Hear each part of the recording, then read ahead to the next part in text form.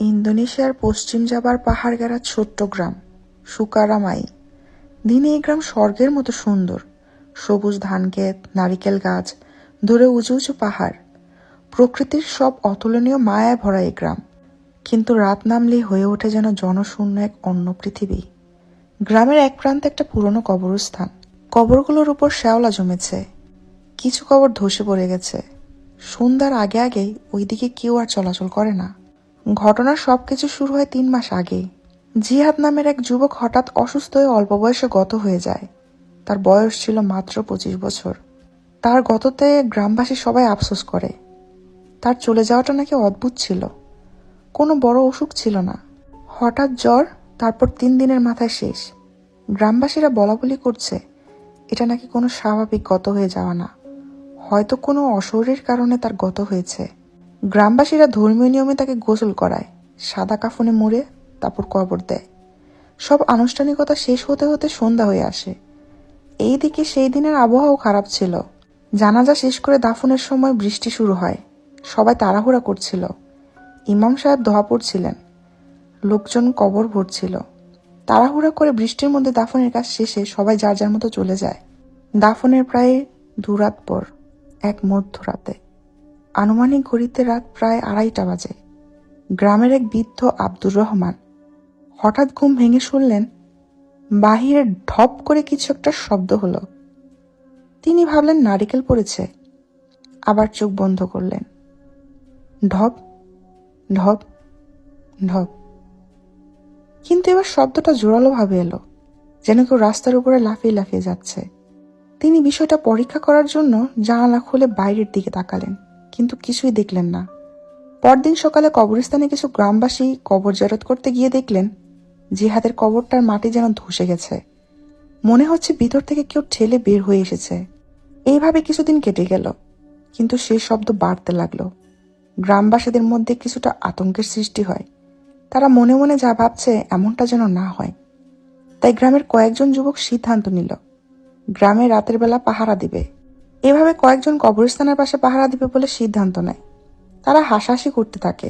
এর মধ্যে কেউ বলছে যে এই ভূত বলে কিছু নেই। রাত প্রায় 12টা বাজে। চাঁদের আলো কবরস্থানে পড়েছে। চারদিকে হঠাৎ ঠান্ডা হাওয়া বইতে শুরু করে।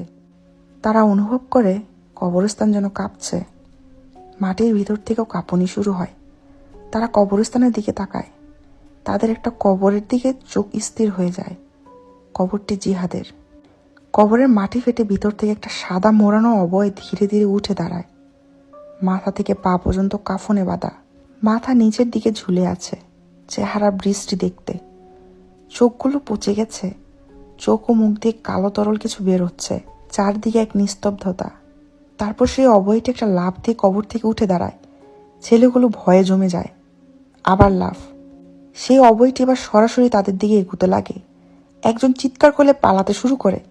বাকিরা তার পিছন পিছন ছুটতে থাকে, কিন্তু একজন ছেলে আরিফ পিছনে পিছলে পড়ে যায়। সাদা অবয়টি তার সামনে এসে থামে, ধীরে ধীরে মাথা তোলে। আরিফ দেখে কাফনে মোড়ানো দেহ, চেহারা ফ্যাকাশ হয়ে গেছে, পচা দুটো চোখ দিয়ে কালো রক্ত বেয়ে পড়ছে, কিন্তু তবু মনে হয় চোখ দুটো যেন এখনো জীবন্ত। তারপর হঠাৎ দেহটি কর্কশ স্বরে বলে ওঠে, গিট খুলে দাও। আরিফ এমন গলা পচা দেহের মুখে কথা শুনে ভয়ে চিৎকার দিয়ে অজ্ঞান হয়ে যায়। পরদিন আরিফের জ্ঞান ফিরলে কাঁপতে কাঁপতে রাতের ঘটনা সব গ্রামবাসীদের খুলে বলে, কিন্তু গ্রামবাসীরা কেউ তার কথায় বিশ্বাস করল না। কিন্তু একই রাতে গ্রামের এক মহিলার হঠাৎ ঘুম ভেঙে গেলে জানালার বাইরে সাদা কিছু লাফাতে দেখেন। আরেকজন বললেন তার দরজার সামনে ভরে কাদা মাখা কাফনের টুকরো পাওয়া গিয়েছে। গ্রাম জুড়ে এবার আরো বেশি আতঙ্ক ছড়িয়ে পড়েছে। রাতে কুকুরগুলো বেশ হাউ হাউ করছে, যেন তারা কিছু দেখেছে। গ্রামের প্রধান ইমাম হাজি সালেহ, তিনি এক সন্ধ্যায় মসজিদ থেকে মাগরিবে নামাজ শেষ করে নিজের বাড়ির দিকে রওনা হন। কিছু দূর হাঁটার পর তিনি খেয়াল করেন রাস্তা একদম জনশূন্য হয়ে আছে, আর পরিবেশটা কেমন যেন নিস্তব্ধ হয়ে গেছে। হঠাৎ ঢপ ঢপ ঢপ শব্দে তার হুঁশ ফিরে আসে। সামনে দেখেন সাদা কাফনে মোড়ানো একটা অবয় ওনার দিকে এগিয়ে আসছে। তিনি খেয়াল করলেন চেহারাটা জিহাদের মতো। এরপর তিনি কোনো প্রকার দুর্ঘটনা বাঁচাতে দোয়া পড়তে শুরু করেন।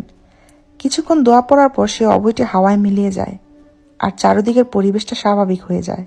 হাজী সালেহ সাহেব বাড়ি এসে অনেক চিন্তা করে সিদ্ধান্ত নিলেন কবরটা খুলে দেখবেন।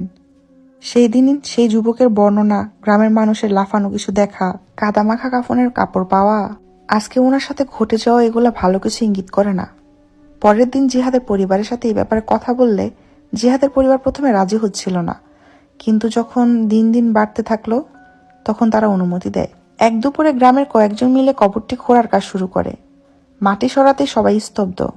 সবাই দেখে কাফনের গিট দুটো সত্যি শক্ত করে বাঁধা। ইমাম সাহেব কবরে নেমে দোয়া পড়তে পড়তে দেহটির মাথা ও পায়ের গিট খুলে দেন। ঠিক তখনই এক জড়ো বাতাস শুরু হলো। আবার পুনরায় দেহটিকে দাফন করা হয়। সেই রাতে আর সমস্যা হলো না, আর কোনো ঢপ শব্দ শোনা গেল না। গ্রামবাসীরা স্বস্তির নিঃশ্বাস ফেলে। 3 দিন পর রাত প্রায় 4টা বাজে। ইমাম সালেহ নিজের ঘুম ভেঙে গেলে শুনতে পেলেন আবার সেই শব্দ। তার কাছে বিষয়টা কিছু অস্বাভাবিক লাগলো। তিনি জানালার ফাঁক দিয়ে তাকালেন। চাঁদের আলোয় দেখতে পেলেন সাদা কাফনে মোড়ানো একটা অবয় তার বাড়ির উঠানে দাঁড়িয়ে আছে, কিন্তু তার কাফনের সব গিট খোলা। কাফনের কাপড়টা ঢিল হয়ে ঝুলছে। চাঁদের আলোয় মুখটা স্পষ্ট দেখা যাচ্ছে। এটা তো জিহাদ নয়, এটা অন্য কেউ। সে কি চায়? তার তো সব গিট খোলাই দেখা যায়। এসব ভাবতে ভাবতেই দূরে মসজিদের আজান দিলে অবয়টি হাওয়ায় মিলিয়ে যায়।